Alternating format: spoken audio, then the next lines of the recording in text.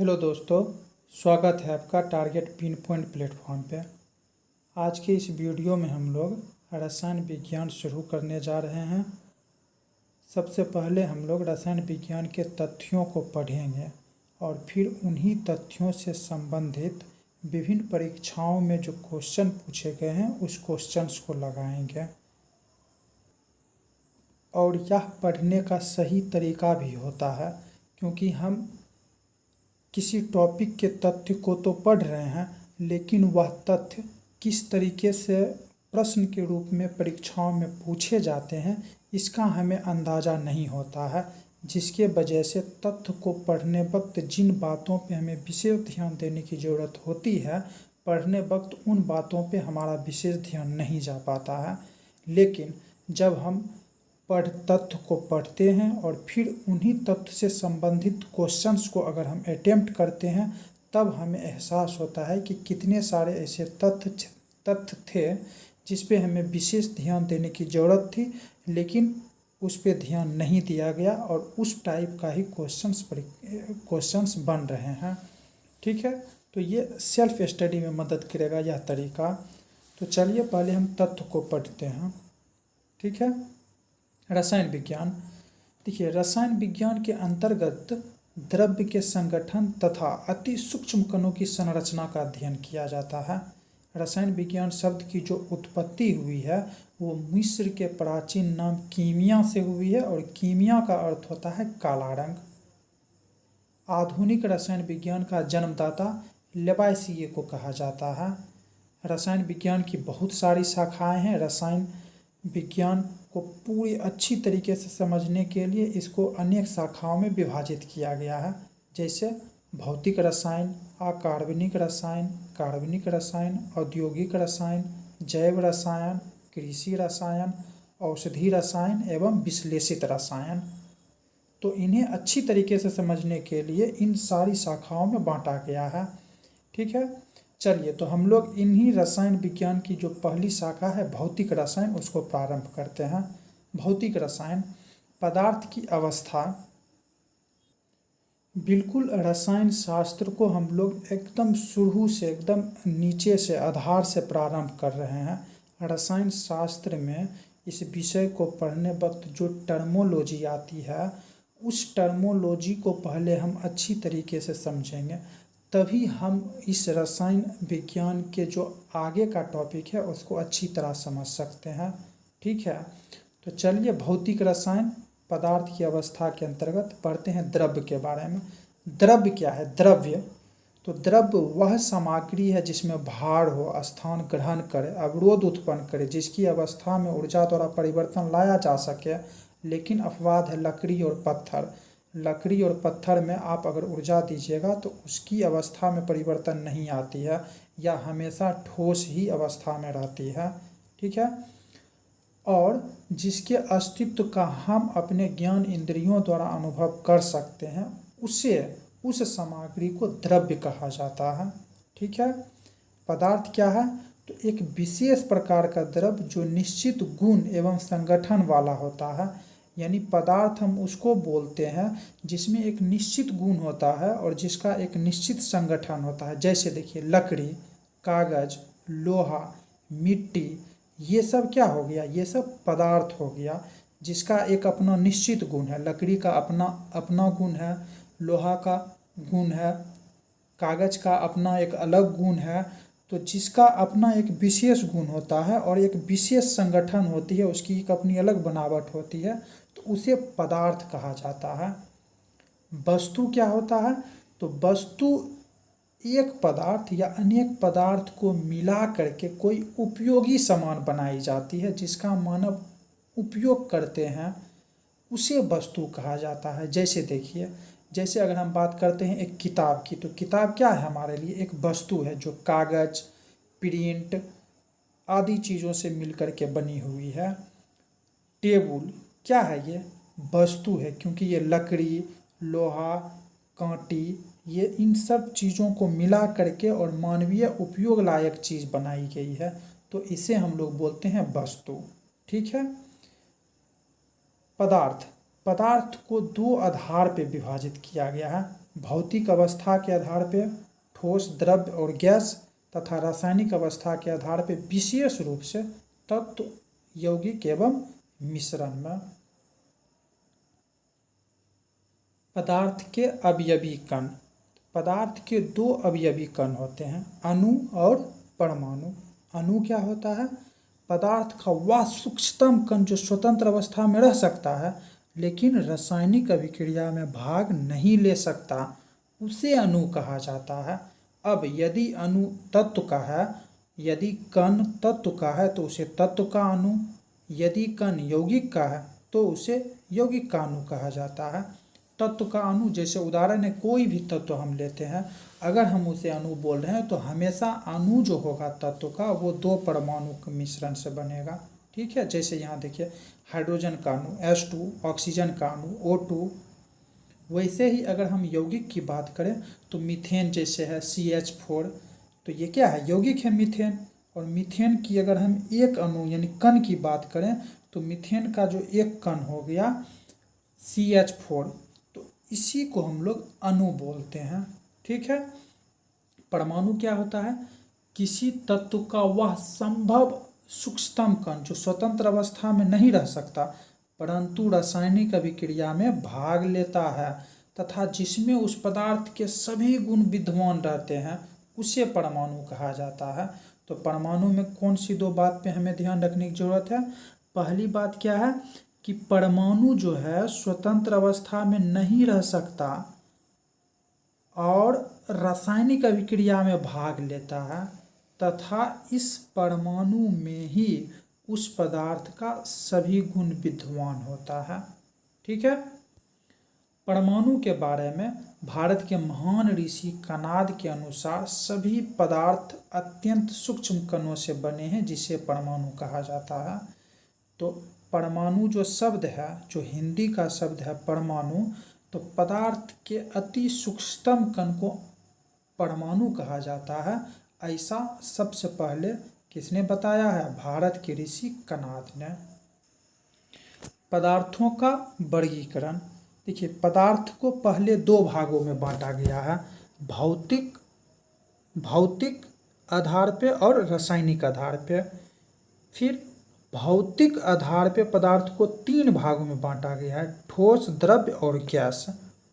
जबकि रासायनिक आधार पे पदार्थ को पहले दो भाग में बांटा गया है, शुद्ध पदार्थ और मिश्रण। फिर आगे शुद्ध पदार्थ को दो भागों में बांटा गया है, तत्व और यौगिक, तथा मिश्रण को भी दो भागों में बांटा गया है, समांगी, विसमांगी। फिर इधर तत्व को भी दो भागों में बांटा गया है, धात्विक, अधात्विक। और एक तत्व को हम एक भाग में बांट सकते हैं जिसको बोला जाता है उपधात्विक, यानी जिसमें धातु और अधातु दोनों का गुण होता है। और यौगिक को भी दो भागों में बांटा गया आगे, कार्बनिक और अकार्बनिक, कार्बनिक और अकार्बनिक। इस तरीके से फिर से देखिए, पहले पदार्थ को कितने भाग में बांटा गया? दो भाग में, भौतिक आधार पे और रासायनिक आधार पे। भौतिक आधार पे ठोस, द्रव्य और गैस। रासायनिक आधार पे दो भागों में, शुद्ध पदार्थ और मिश्रण। शुद्ध पदार्थ को दो भाग में, तत्व, यौगिक। तत्व को तीन भाग में, धात्विक, अधात्विक और उपधातु। यौगिक को दो भाग में, कार्बनिक, अकार्बनिक। मिश्रण को दो भाग में, समांगी और विसमांगी। बस पदार्थों के इसी पूरे वर्गीकरण को हम समझेंगे, हमारा जो है रसायन शास्त्र खत्म हो जाएगा, इसी को समझते समझते। ठीक है, चलिए नेक्स्ट पॉइंट की ओर हम लोग बढ़ते हैं। नेक्स्ट पॉइंट है, देखिए, पदार्थ की भौतिक अवस्था। तो पदार्थ की अवस्था और उसके अंतर आणविक बल या तो आकर्षण होगा या फिर प्रतिकर्षण होगा। तो पदार्थ की जो अवस्था होती है वह अंतर आणविक बल पर ही निर्भर करती है। अंतर आणविक बल क्या होता है? दो अणुओं के बीच लगने वाले बल। दो अणु के बीच जो बल लगता है, चाहे वो आकर्षण बल हो चाहे वो प्रतिकर्षण बल हो, इसी को जो है अंतर आणविक बल कहा जाता है। ठीक है, और यही निर्धारित करती है कि जो वस्तु है वो ठोस होगा, द्रव होगा या फिर गैस होगा। ठीक है, अब मान चलिए ठोस है, तो ठोस वस्तु में क्या होता है? ठोस वस्तु में ठोस वस्तु के जो दो अणु होते हैं उन दो अणु के बीच जो आकर्षण बल होता है उसके प्रतिकर्षण बल की तुलना में ज़्यादा मजबूत होता है, जिसके वजह से ठोस वस्तु का आकार और आयतन निश्चित होता है। जैसे लकड़ी, पत्थर, लोहा, कुछ भी जो मजबूत चीज़ आप देख रहे हैं वो सब ठोस हो गई। द्रव क्या होता है? द्रव, तो द्रव में क्या होता है? द्रव के दो अणुओं के बीच आकर्षण बल उसके प्रतिकर्षण बल की तुलना में उतना मजबूत नहीं होता जितना कि ठोस पदार्थ में होता है। इसीलिए द्रव का जो है आकार निश्चित, तो ये आयतन निश्चित तो होता है लेकिन उसका आकार अनिश्चित होता है। गैस क्या होता है? तो गैस के दो अणुओं के बीच जो है आकर्षण बल उनके प्रतिकर्षण बल की तुलना में काफ़ी कमज़ोर होती है। इसीलिए गैस का न तो आयतन निश्चित होता है और ना ही आकार निश्चित होता है। ठीक है, तो गैस, ठोस, द्रव, इन तीनों को हम लोगों ने अंतर आणविक बल के आधार पर पढ़ लिया और यह भी जान लिया कि उनके आकार और आयतन निश्चित होने और ना होने के पीछे क्या वजह है। ठीक है, चलिए नेक्स्ट क्या है हमारा कि द्रव्य और गैस दोनों ही बहने वाला द्रव कहलाता है। देखिए शब्द से धोखा नहीं खाना है। शब्द क्या बोल रहा है कि द्रव और गैस, तो दोनों में जो है बहाव गुण होता है, इसलिए इसको एक नाम दिया गया बहने वाला द्रव। तो जब बहने वाला द्रव दिया जाएगा तो ये दोनों ही होगा, द्रव और गैस। जल तीनों भौतिक अवस्था में रह सकता है, ठोस, द्रव और गैस तीनों भौतिक अवस्था में रह सकता है।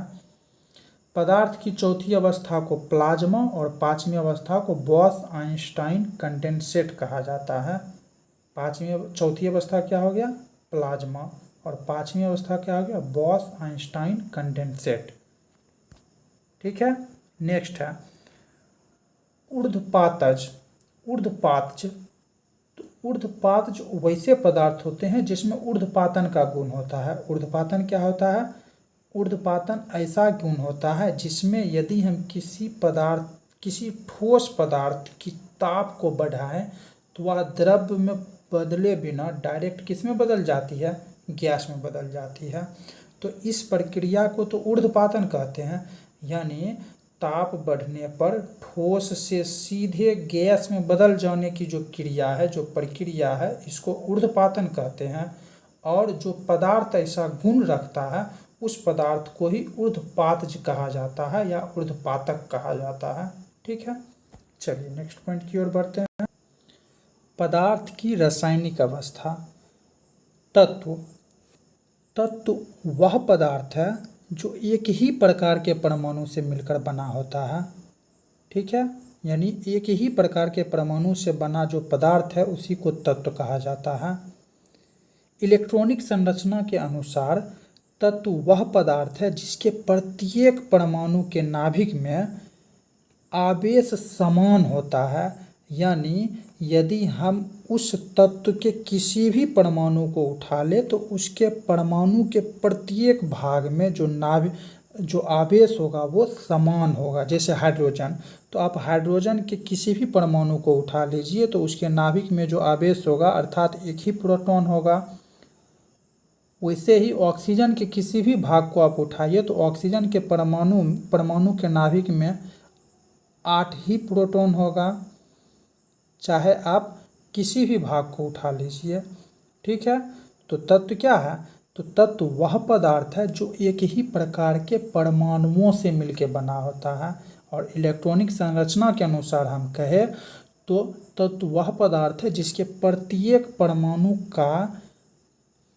परमाणु के नाभिक का आवेश क्या होता है? समान होता है। प्रत्येक परमाणु के नाभिक का आवेश समान होता है। ठीक, वर्तमान समय में 118 तत्वों की खोज की जा चुकी है, जिसमें 98 तत्व प्रकृति में पाए जाते हैं, जबकि 20 तत्वों को प्रयोगशाला में संश्लेषित किया गया है कृत्रिम रूप से। ठीक है, भूपटल पे अगर हम बात करें तो भूपटल पर सर्वाधिक मात्रा में ऑक्सीजन है। उसके बाद तत्वों में अगर हम बात करें तो सबसे ज़्यादा कौन सी तत्व भूपटल पे है? ऑक्सीजन। उसके बाद सिलिकॉन और उसके बाद एल्यूमिनियम। जबकि मानव शरीर में सर्वाधिक मात्रा में कौन है? ऑक्सीजन, उसके बाद कार्बन और उसके बाद हाइड्रोजन। तो ये प्रमुख 3 तत्व जो भूपटल पे पाए जाते हैं और जो मानव शरीर में पाए जाते हैं वो उसका संकलन यहाँ किया गया है। ठीक है। अब जैसे मान चलिए ये पूछा जाए कि भूपटल पर सर्वाधिक मात्रा में पाया जाने वाला धातु कौन सा होगा, तो आप ध्यान से देखें तो ये ऑक्सीजन क्या है? ऑक्सीजन अधातु है। सिलिकॉन क्या है? उपधातु है। जबकि एल्युमिनियम क्या है? धातु है। तो अगर हमसे क्वेश्चन ऐसा पूछा जाए कि भूपटल पे सर्वाधिक मात्रा में पाया जाने वाला धातु कौन सा है, तब क्या हो जाएगा? एल्यूमिनियम। अगर पूछा जाए उपधातु कौन सा है? सिलिकॉन। अगर पूछा जाए अधातु कौन सा है, तो ऑक्सीजन। लेकिन ऐसा कुछ ना पूछे, सिंपली यह पूछे कि भूपटल पर सर्वाधिक मात्रा में कौन सी तत्व पाई जाती है, तो क्या आंसर हो जाएगा? ऑक्सीजन। ठीक है। चलिए नेक्स्ट। तत्व 2 प्रकार के होते हैं मुख्य रूप से, धातु और अधातु। भौतिक अवस्था के आधार पर इसे ठोस तत्व, गैस तत्व तथा द्रव तत्व में विभाजित किया गया है। तो ये तो हो गई तत्व की बात और तत्व से संबंधित कुछ महत्वपूर्ण तथ्य। नेक्स्ट है यौगिक। तो यौगिक क्या है? यौगिक वह शुद्ध पदार्थ जो रासायनिक रूप से 2 या 2 से अधिक तत्वों के एक निश्चित अनुपात में रासायनिक संयोग से बनते हैं। यानी यौगिक को एक निश्चित अनुपात में रासायनिक संयोग से तैयार किया जाता है। यौगिक के गुण उनके अवयवी तत्व के गुण से सर्वथा क्या होते हैं? भिन्न होते हैं। जैसे हम बात कर लेते हैं, उदाहरण है जल, H2O। तो H2O क्या है? एक यौगिक है, लेकिन इसमें अवयवी तत्व कौन सा है? हाइड्रोजन। और कौन सा है? ऑक्सीजन। तो देखिए हाइड्रोजन क्या है? हाइड्रोजन खुद एक ज्वलनशील पदार्थ है, जलने वाली प्रवृत्ति होती है हाइड्रोजन में। जबकि ऑक्सीजन क्या है? ये जलाने वाली, यानी ऑक्सीजन जो है किसी चीज़ को जलने में मदद करती है।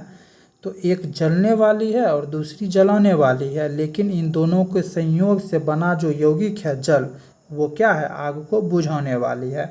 तो हम क्या देख रहे हैं कि यौगिक जो है, यौगिक जिन अवयवों से बना है उन अवयवों के गुण के समान उस यौगिक का गुण नहीं होता है। ठीक है। और इसका अनुपात क्या होता है? निश्चित अनुपात होता है। जैसे H2 हम लिखे हैं, तो देखिए इसमें निश्चित अनुपात में जल के प्रत्येक अणु में हाइड्रोजन और ऑक्सीजन का अनुपात निश्चित होता है। यानी हाइड्रोजन का 2 भाग और ऑक्सीजन का 1 भाग, ये निश्चित होता है। वैसे ही किसी अन्य यौगिक का भी हम उदाहरण ले, जैसे CH4। तो CH4 अर्थात मीथेन के प्रत्येक भाग में कार्बन का 1 भाग होगा और हाइड्रोजन का क्या होगा? 4 भाग होगा। ठीक। तो यौगिक का मूल गुण जो है यही है कि ये जो है रासायनिक संयोग द्वारा बनता है और इनके अवयवों का जो है निश्चित अनुपात होता है। ठीक है। नेक्स्ट क्या है? मिश्रण।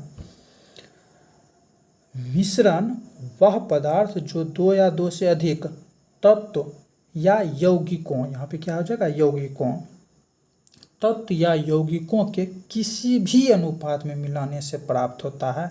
यानी मिश्रण का अनुपात जो है वो निश्चित नहीं होता है। किसी भी अनुपात में हम 2 तत्व को मिला दे या एक तत्व और एक यौगिक को मिला दे, तो उससे जो चीज़ें बनती है उसको मिश्रण कहा जाता है। ठीक। मिश्रण को हम लोग यांत्रिक विधि द्वारा पुनः प्राप्त कर सकते हैं। यानी जिन अवयवों के द्वारा मिश्रण का निर्माण हुआ है उसे यांत्रिक विधि द्वारा ही उन अवयवों से हम अलग कर सकते हैं। यानी मिश्रण के अवयवों को अलग अलग कर सकते हैं। जबकि यौगिक, जिन अवयव से यौगिक का निर्माण हुआ है उन अवयवों को हम यांत्रिक विधि से अलग नहीं कर सकते हैं। उन यौगिक जिन अवयव से बना है उन अवयव अवयव को अलग करने के लिए हमें रासायनिक विधि का ही प्रयोग करना पड़ता है। तो ये बेसिक अंतर है किसमें, यौगिक और मिश्रण में। ठीक है। मिश्रण दो प्रकार के होते हैं, समांग मिश्रण और विसमांग मिश्रण। समांग मिश्रण क्या होता है, देखिए नाम से समांग मतलब सब जगह समान, यानी निश्चित अनुपात में अवयव के मिलने से समांग मिश्रण बनता है। यानी यदि हम मिश्रण बना रहे हैं और उसमें जो अवयवी पदार्थ है अगर हम उसको निश्चित अनुपात में मिलाते हैं तो उसके मिलाने से जो मिश्रण बनता है उसको समांग मिश्रण कहा जाता है। समांग मिश्रण में क्या गुण होता है, समांग मिश्रण के किसी भी भाग को आप उठा लें तो उसके सभी भाग में जो गुण धर्म है उसका समान रहता है। जैसे चीनी और नमक का घोल, तो चीनी और नमक के घोल के किसी भाग को आप अपने जीभ पे ले, अगर नमक का घोल है तो वो उतना ही नमकीन होगा जितना कि वो घोल के दूसरे भाग से नमकीन होगा। ठीक, तो इस तरीके से ये समांग मिश्रण का उदाहरण हो गया। यहाँ कुछ और अच्छे अच्छे उदाहरण दिए गए हैं। गंधक का कार्बन डाइऑक्साइड में विलयन, ये भी समांग मिश्रण का उदाहरण है। अमोनिया का हवा में मिश्रण, और हवा खुद भी क्या है, समांग मिश्रण है। ठीक है। विसमांग मिश्रण क्या है, जस्ट इसका उल्टा, यानी अवयवी पदार्थ को जब निश्चित अनुपात में नहीं मिलाया जाता है तो उससे जो मिश्रण बनेगा वो विसमांग मिश्रण होगा। ठीक है। और विसमांग मिश्रण के प्रत्येक भाग, यानी विसमांग मिश्रण के प्रत्येक भाग का गुणधर्म क्या होगा, समान होगा, समान नहीं होगा। उदाहरण, बारूद, कुहासा, खड़िया का जल में मिश्रण, धूलकण का हवा में मिश्रण, ये सब किस प्रकार का उदाहरण है, विसमांग मिश्रण का उदाहरण है। ठीक है। चलिए नेक्स्ट, मिश्रण को अलग करने की विधि। तो मिश्रण को अलग करने की कुछ विधि यहाँ दी गई है और इससे क्वेश्चंस एग्जाम में पूछे जाते हैं और इसको समझना भी जरूरी होता है। ठीक है। तो यहाँ कुछ विधि दिए गए हैं, उन विधियों को हम लोग पढ़ते हैं। ठीक, मिश्रण को अलग करने की प्रमुख विधियाँ, रवाकरण क्या होता है, देखिए इस विधि के द्वारा अकार्बनिक ठोस मिश्रण को अलग किया जाता है। इस विधि में अशुद्ध ठोस मिश्रण को उचित विलायक के साथ, यानी किसी विलायक के साथ गर्म किया जाता है। गर्म अवस्था में ही उसे छांक लिया जाता है और छांकने के बाद जो है धीरे धीरे ठंडा किया जाता है। ठंडा होने के बाद जो शुद्ध पदार्थ होता है वह क्रिस्टल के रूप में द्रव्य में जम जाता है, जबकि अशुद्धियाँ जो होती है वो द्रव्य में ही घुली रह जाती है। इस प्रकार शुद्ध पदार्थ को क्रिस्टल के रूप में क्या कर लिया जाता है, अलग कर लिया जाता है। तो रवाकरण द्वारा किन किन पदार्थों का शुद्धिकरण किया जाता है, शर्करा और नमक के मिश्रण को, तो इसमें क्या कहता है, शर्करा और नमक के मिश्रण को उचित विलायक अर्थात इथाइल एल्कोहल में गर्म करके अलग किया जाता है। ठीक है। नेक्स्ट है हमारा आसवन। आसवन क्या होता है, जब दो द्रव के क्वथनांक में अंतर बहुत अधिक होता है, यानी जब दो द्रव के क्वथनांक में अंतर बहुत अधिक होता है तो उसके मिश्रण को आसवन विधि द्वारा अलग किया जाता है। आसवन विधि का दो भाग होता है। प्रथम भाग में क्या किया जाता है, पहले उस मिश्रण को गर्म किया जाता है। इससे क्या होता है, उसमें जो शुद्ध पदार्थ होता है वो वाष्पीकरण हो जाता है उस पदार्थ को। अब वो जो वाष्पित पदार्थ होता है उसको फिर दूसरे जगह जो है ठंडा कर लिया जाता है और इस तरीके से शुद्ध पदार्थ को प्राप्त किया जाता है। तो आसवन में क्या किया जाता है, पहली बात आसवन में क्या याद रखनी है कि आसवन जो होता है ये दो द्रवों को, और कैसे द्रवों को, जिनके क्वथनांक में बहुत अधिक अंतर होता है, तभी तो हम गर्म करेंगे तो एक क्या होगा, एक वाष्पीकृत हो जाएगा जबकि एक जो है वही द्रव में ही पड़ा हुआ रहेगा। ठीक है।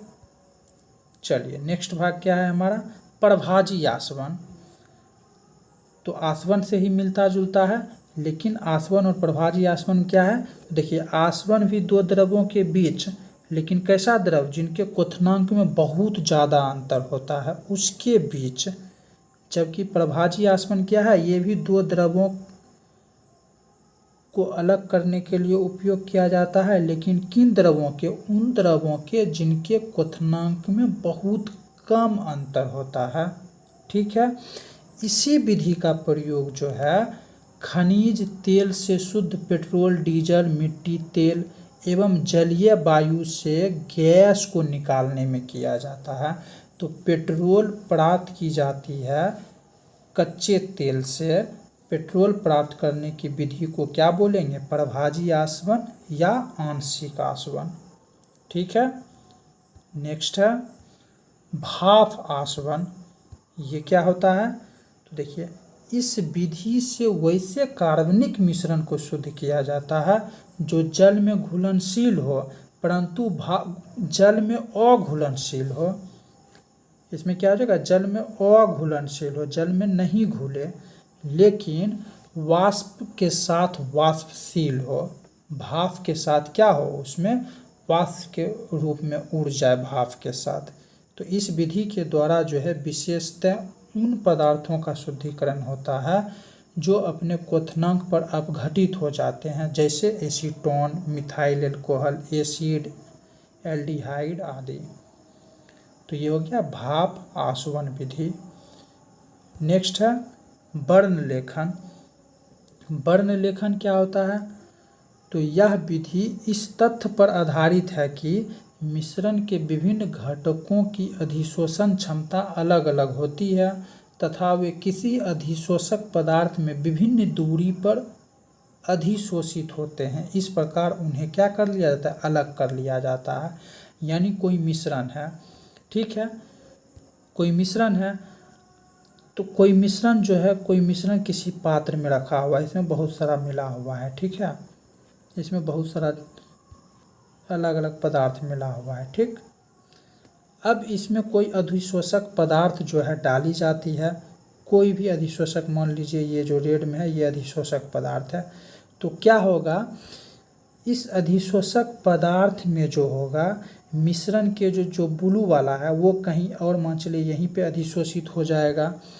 ब्लू वाला जो है, इस मिश्रण को अगर हम इस लकीर जो अधिशोषक पदार्थ है उसको बाहर निकालते हैं तो ब्लू वाला जो है इसका मान चलिए यहाँ इस जगह पे अधिशोषित हो गया। ठीक है, इस जगह से इस जगह तक हो गया, ब्लू वाला अधिशोषित हो गया यानी अवशोषित हो गया। दूसरा जो है हमारा पिंक, ये इस जगह से इस जगह अधिशोषित हो गया। तो इस तरीके से इसे अलग कर लिया जाता है। ठीक है, यही इसका कहने का मतलब हुआ कि यह विधि इस तथ्य पर आधारित है कि मिश्रण के जो विभिन्न घटक है, यानी जो चीज़ उसमें मिला हुआ है उसकी अधिशोषण क्षमता, यानी उसकी किसी चीज़ में जो सूखने की क्षमता होती है वो अलग अलग होती है।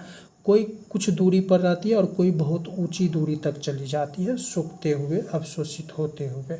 इस आधार पे ही उसे अलग कर लिया जाता है। तो इस विधि को बुलाता है वर्ण लेखन विधि। ठीक है, नेक्स्ट है हमारा ऊर्ध्वपातन।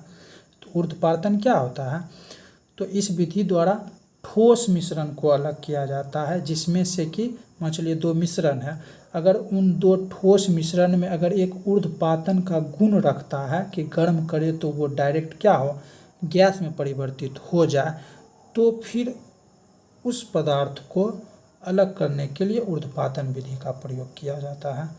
तो इस तरीके से हम लोगों ने पूरे तथ्य को अच्छे तरीके से पढ़ लिया है। अब इन तथ्यों से संबंधित उन क्वेश्चंस को जो विभिन्न परीक्षाओं में पूछे गए हैं उसको हम लोग अध्ययन करेंगे। तो चलिए देखते हैं। तो ये रहा हमारा MCQ। पहला क्वेश्चन है, आधुनिक रसायन शास्त्र का जनक किसे माना जाता है। तो आधुनिक रसायन शास्त्र के जनक कौन है, लेवाइसिए। तो इसका सही आंसर क्या हो गया, 4। नेक्स्ट क्वेश्चन है हमारा, द्रव की अधिकतम कितनी संख्याएं हो सकती है। तो द्रव की अधिकतम कितनी संख्याएं हो सकती है, ठोस, द्रव, गैस, प्लाज्मा और बॉस-आइंस्टाइन कंडेंसेट। तो इस तरीके से द्रव की अधिकतम कितनी संख्या हो सकती है, 5। ठीक है, नेक्स्ट क्वेश्चन है हमारा कि द्रव की भौतिक वर्गीकरण में सामान्यतः कौन सी अवस्था शामिल नहीं है।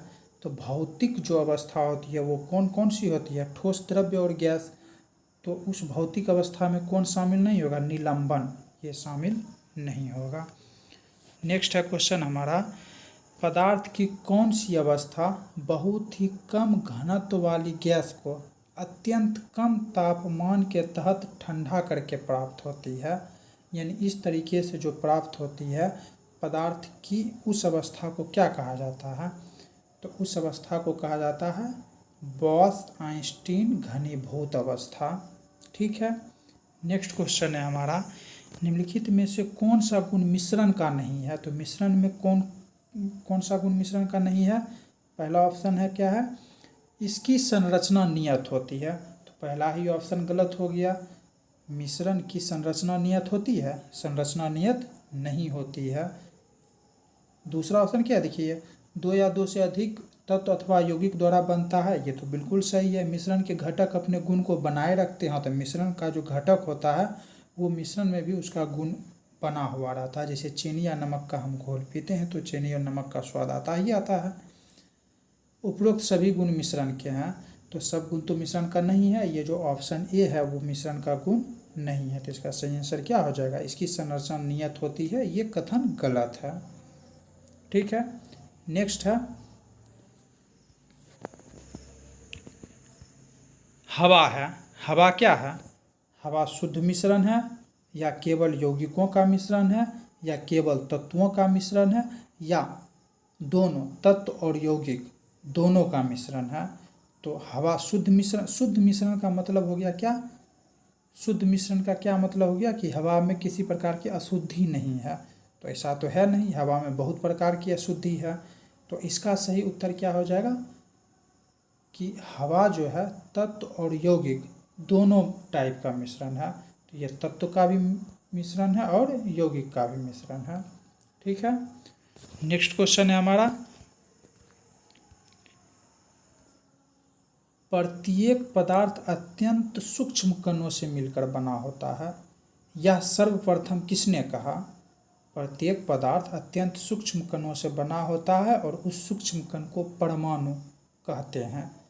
तो यह कथन किनका है, कनाद का है या आर्यभट्ट का है। तो ये भारतीय ऋषि कनाद का कथन है। तो इसका सही आंसर क्या हो जाएगा, एक। नेक्स्ट है हमारा क्वेश्चन, निम्नलिखित में से कौन एक मिश्रण नहीं है। तो इसमें से कौन एक मिश्रण नहीं है, देखिए कांच, टंगस्टन, पीतल, ये सब तो मिश्रण है, लेकिन ग्रेफाइट ये मिश्रण नहीं है, बल्कि ये कार्बन का क्या है, एक अपरूप है। कार्बन का एक अपरूप है, ये मिश्रण नहीं है। नेक्स्ट है, निम्नलिखित में से कौन रासायनिक यौगिक का उदाहरण है। तो रासायनिक यौगिक का कौन सा उदाहरण है, वायु, ऑक्सीजन। तो ऑक्सीजन तो तत्व हो गया, यौगिक तो है नहीं, ऑक्सीजन तत्व हो गया, वायु मिश्रण हो गया, लेड यानी पीबी ये भी तत्व हो गया। अमोनिया क्या है, अमोनिया जो है ये हमारा यौगिक हो गया। अमोनिया क्या हो गया, यौगिक हो गया। क्यों, क्योंकि अमोनिया जो है नाइट्रोजन और हाइड्रोजन तत्व से मिलकर बना हुआ है और उसका निश्चित अनुपात होता है। नेक्स्ट क्वेश्चन है हमारा कि कच्चा तेल से पेट्रोल और डीजल निकालने की क्रिया विधि है। तो कच्चा तेल से पेट्रोल और डीजल निकालने के लिए किस विधि का उपयोग किया जाता है। देखिए कच्चा तेल और पेट्रोल तथा डीजल ये सब क्या है, लिक्विड है, द्रव्य है, और इसके बीच के क्वथनांक भी काफ़ी कम होता है, कि बहुत अधिक होता है, काफ़ी कम होता है। तो जब द्रव्य के बीच क्वथनांक काफ़ी कम हो तो उसे अलग करने के लिए कौन सी विधि अपनाई जाती है, आंशिक आसवन या प्रभाजी आसवन। तो कच्चा तेल से पेट्रोल और डीजल निकालने की विधि को क्या बोलेंगे, प्रभाजी आसवन या आंशिक आसवन। तो यहाँ प्रभाजी आसवन दिया गया है, तो सही आंसर हमारा हो गया प्रभाजी आसवन। ठीक है। नेक्स्ट क्वेश्चन है, किस विधि द्वारा द्रवों का पृथक्करण नहीं किया जाता है। यानी द्रव पदार्थ का, बहने वाली पदार्थ का पृथक्करण हम लोग किस विधि से नहीं कर सकते। देखिए आसवन विधि, ये तो द्रव और द्रव के बीच ही होता है। कैसा द्रव, वैसा द्रव जिस द्रव के बीच में क्या हो, क्वथनांक काफ़ी कम हो, काफ़ी अधिक हो। तो जिन द्रवों के बीच क्वथनांक काफ़ी अधिक होता है उसे हम आसवन विधि द्वारा अलग करते हैं। जिन द्रवों के बीच क्वथनांक काफ़ी कम होता है उसे हम प्रभाजी आसवन से अलग करते हैं। वर्ण लेखन यानी द्रव्य में अधिशोषण क्षमता जो होती है वो अलग अलग होती है। और ऊर्ध्वपातन, देखिए ऊर्ध्वपातन क्या है, दो ठोस मिश्रण जिसमें से एक में ऊर्ध्वपातन का गुण हो। तो इस तरीके से ऊर्ध्वपातन किसे अलग करने की विधि है, ठोस पदार्थ को। बाकी तीनों जो है वो किसको अलग करने की विधि है, द्रव्य पदार्थ को। ये तीनों किसे अलग करने की विधि है, द्रव्य पदार्थ को। लेकिन ऊर्ध्वपातन क्या है, ठोस को पृथक्करण किया जाता है। तो क्वेश्चन क्या पूछ रहा है कि किस विधि द्वारा द्रव का पृथक्करण नहीं किया जाता, तो ऊर्ध्वपातन द्वारा नहीं किया जा सकता है। नेक्स्ट क्वेश्चन है हमारा, भूपरपट्टी में सर्वाधिक मात्रा में पाया जाने वाला धातु कौन सा है। देखिए हमसे क्या पूछा जा रहा है कि भूपरपट्टी में सर्वाधिक मात्रा में पाया जाने वाला धातु कौन सा है। तो देखिए ऑक्सीजन तो धातु है नहीं, सिलिकॉन भी धातु है नहीं, लोहा और एल्युमिनियम है। तो इसमें से सही आंसर क्या हो जाएगा हमारा, एल्युमिनियम। भूपरपट्टी में सर्वाधिक मात्रा में पाया जाने वाला धातु कौन सा हो जाएगा, एल्युमिनियम। ठीक है। नेक्स्ट क्वेश्चन है, मानव शरीर में सर्वाधिक मात्रा में पाया जाने वाला तत्व कौन सा है। तो मानव शरीर में सर्वाधिक मात्रा में कौन सी तत्व पाई जाती है, ऑक्सीजन, 65% के आसपास। तो इसका सही आंसर क्या हो जाएगा, ऑक्सीजन। तो इस तरीके से हम लोगों का यह सेशन खत्म होता है। ऐसे ही अगले वीडियो में हम लोग रसायन शास्त्र या किसी और सब्जेक्ट के नए टॉपिक को पहले पढ़ेंगे और फिर उन टॉपिक से संबंधित क्वेश्चंस जो विभिन्न एग्जाम में पूछे गए हैं या फिर जो विभिन्न एग्जाम में पूछे जा सकते हैं या उन टॉपिक से किस प्रकार के क्वेश्चन बनाए जा सकते हैं